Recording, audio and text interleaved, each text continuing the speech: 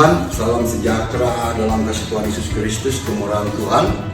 Kita bisa berbagi kasih, kita bisa membagi berkat lewat kesaksian, lewat kebenaran firman Tuhan melalui program Infinity Ministry.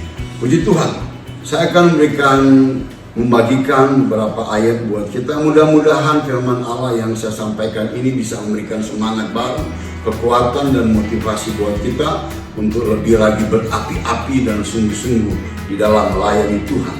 Coba kita lihat firman Tuhan di dalam Efesus 5 ayat yang ke-18 bagian yang terakhir. Garis bawahi Efesus 5 ayat 18 bagian yang terakhir.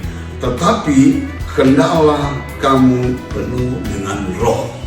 Tetapi hendaklah kamu penuh dengan roh. Roh di sini huruf besar. Artinya ini bukan roh manusia, tetapi ini roh Allah. Ini roh Yesus atau ini adalah Roh Kudus. Kenapa Allah ingin kita penuh dengan Roh Kudus? Apalagi sebagai hamba Tuhan, sebagai pelayan, sebagai pemberita Injil. Allah punya alasan sendiri kenapa kita harus penuh dengan roh.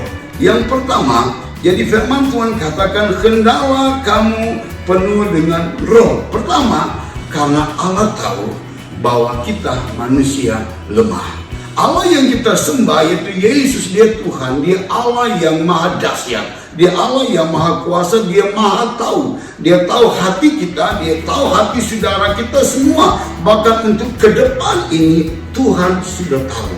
Dan Tuhan tahu bahwa kita ini manusia yang lemah.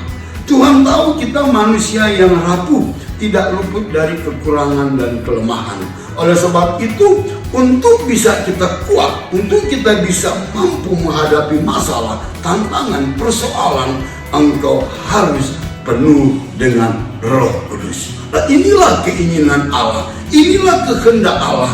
Kita harus penuh dengan Roh Kudus. Yang kedua, kenapa Allah inginkan kita penuh Roh Kudus? Supaya kita terus berjalan di dalam kebenaran. Jadi kehendak Allah, kita harus berjalan di dalam kebenaran. Dan firman Tuhan berkata, kalau roh kebenaran itu, Roh Kudus itu datang kepada kita, memenuhi kita, dan Roh Kudus itu yang akan menuntun kita di dalam kebenaran firman Tuhan.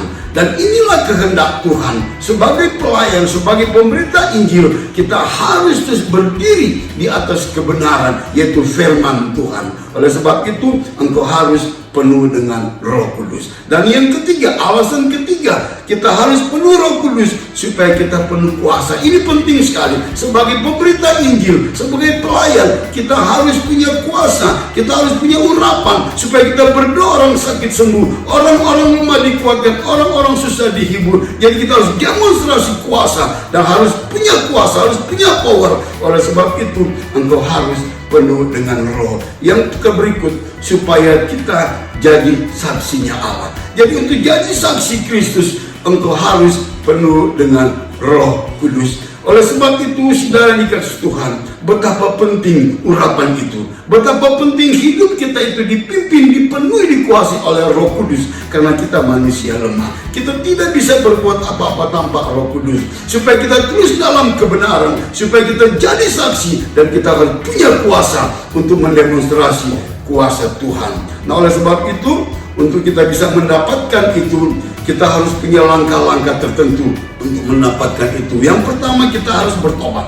Kita harus hidup bertobat, hidup dalam kebenaran, hidup dalam kesucian. Minta Tuhan supaya kita penuh dengan Roh Kudus. Dan yang terakhir, ciri-ciri orang yang penuh Roh Kudus, orang itu tidak ada rasa takut. Di dalam kebenaran, di dalam berita firman Allah, engkau diberi keberanian. Tidak ada rasa takut bagi orang pemberita Injil, bagi pelayan-pelayan yang penuh dengan Roh Kudus. Dan yang terakhir, ciri orang yang penuh dengan Roh Kudus, dia penuh dengan kasih. Tuhan Yesus memberkati. Sekali lagi, sebagai pelayan hamba Allah, hendaklah engkau penuh dengan Roh Kudus. Tuhan Yesus memberkati.